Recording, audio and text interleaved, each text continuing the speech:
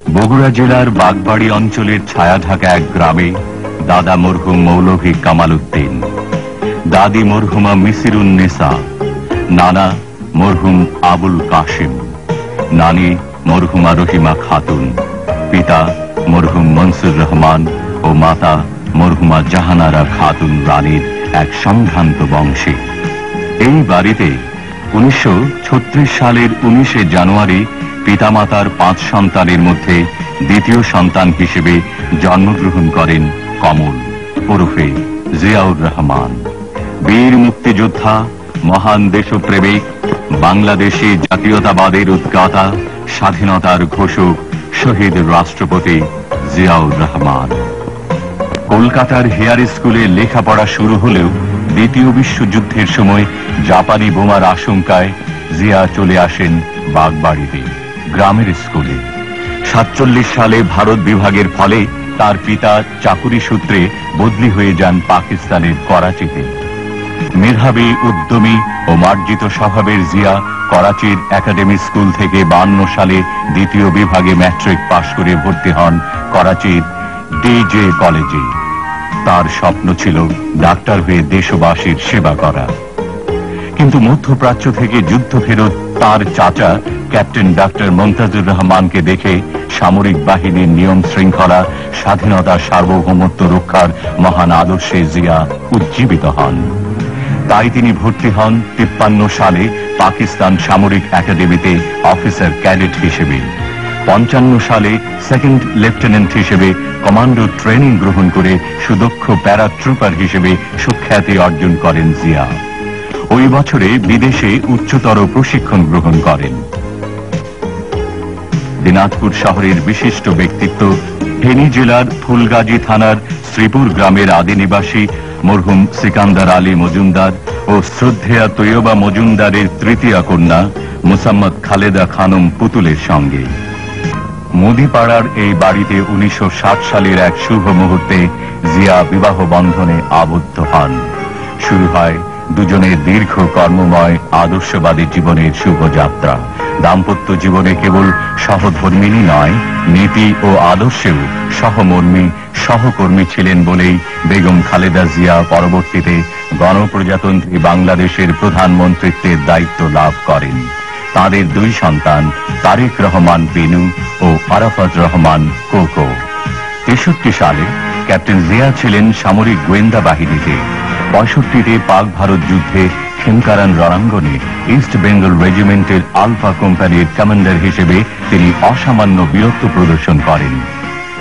66-তে সামরিক একাডেমিতে প্রশিক্ষক থাকাকালীন কোয়েটা স্টাফ কলেজ থেকে পিএসসি উপাধি লাভ করেন। 69-এ যাদবপুর সাব ক্যান্টনমেন্টে 8ম ব্যাটালিয়নের সেকেন্ড ইন কমান্ড থাকাকালীন জার্মানিতে যান উচ্চতর প্রশিক্ষণে। সামরিক বাহিনীতে থাকাকালীনই তিনি অনুভব করেছেন পাকিস্তানি শাসক গোষ্ঠীর শোষণ ও স্বার্থপরতা।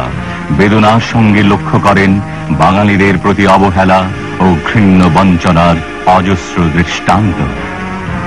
70 সালে ইস্ট বেঙ্গল রেজিমেন্টের 8ম ব্যাটালিয়নের সেকেন্ড ইন কমান্ড হিসেবে জিয়া যান চট্টগ্রামে।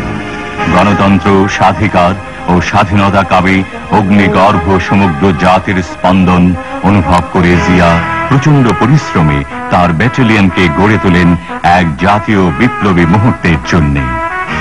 1970 সালেই পাকিস্তানের সাধারণ নির্বাচনে পূর্ব পাকিস্তানের জনগণের প্রতিনিধিরা সংখ্যাগরিষ্ঠ আসন লাভ করে, কিন্তু পশ্চিম পাকিস্তানের সামরিক জান্তা তা মেনে নিতে অস্বীকার করে। এর ফলে পূর্ব পাকিস্তানে তীব্র প্রতিবাদ দানা বেঁধে ওঠে। 71 সালের 25শে মার্চ পাকিস্তানি ডিক্টেটর ইয়াহিয়া খানের বর্বর সৈন্যবাহিনী ইতিহাসের জঘন্যতম নিষ্ঠুরতায় ঝাঁপিয়ে পড়ল নিরস্ত্র বাংলাদেশের ওপর। সমগ্র জাতি তখন দিশেহারা, নির্বাক, নেতৃত্বহীন। জিয়া তখন জ্বলন্ত বারুদের মতো গর্জে উঠলেন। 25শে মার্চ রাতেই বিপ্লবোদ্যানে সমবেত অনুগত সৈনিকদের সামনে গুলি ছুঁড়ে ডাক দিলেন বিদ্রোহে। মৃত্যুঞ্জয়ী জিয়া কালুরঘাট বেতার কেন্দ্র থেকে দিশেহারা আক্রান্ত জাতির উদ্দেশ্যে বাংলাদেশের স্বাধীনতার ঐতিহাসিক ঘোষণা দিলেন 26শে March. I, Mr. Ziaur Rahman, do hereby declare the independence of Bangladesh. ওই দিনই রাজনৈতিক দূরদর্শিতায় ও রাজনৈতিক তাৎপর্যে তিনি আবার ঘোষণা দেন, I, Mr. Ziaur Rahman, do hereby declare the independence of Bangladesh on behalf of our great national leader, Sheikh Mujibur Rahman. একটি দুঃসাহসী বিদ্রোহী বিপ্লবী স্বাধীনতার কণ্ঠস্বর সারা বাংলার ইথারে ছড়িয়ে পড়ল। পাকিস্তানিদের বর্বর আক্রমণের জবাব আর একতরফা নয়, সমগ্র বাংলাদেশের লক্ষ লক্ষ মুক্তিযোদ্ধা পাল্টা আঘাতে জর্জরিত করে তোলে শত্রুরে। মুক্তিযুদ্ধের শুরুতে 1 নম্বর সেক্টরের সেক্টর কমান্ডার জিয়া। যুদ্ধের সুবিধার্থে তখন বাংলাদেশকে 11টি সেক্টরে ভাগ করা হয়। জিয়া দায়িত্ব পেলেন 11 নম্বর সেক্টরে। জিয়ার নামের প্রথম অক্ষর জেড দিয়ে গঠিত হয় জেড ফোর্স। জেনারেল এমএজি ওসমানের প্রধান সেনাপতিত্বে মেজর শফিউল্লাহর এস ফোর্স, মেজর খালেদ মুশারফের কে ফোর্স ও মেজর জিয়ার নেতৃত্বে জেড ফোর্সের দুঃসাহসী সংগ্রাম শুরু হয় হানাদারদের বিরুদ্ধে। আক্রমণাত্মক সেনা নায়ক হিসেবে জিয়া কামালপুর, বাহাদুরাবাদ ও নকশি যুদ্ধে হানাদার বাহিনীকে চরম শিক্ষা দেন। 30 লক্ষ লোকের শহীদান, 2 লক্ষ নারীর সম্ভ্রম ও হাজার হাজার কোটি টাকার সম্পদ হারিয়ে বাংলাদেশ স্বাধীনতার পতাকা নিয়ে আবির্ভূত হয় পৃথিবীর ইতিহাসে।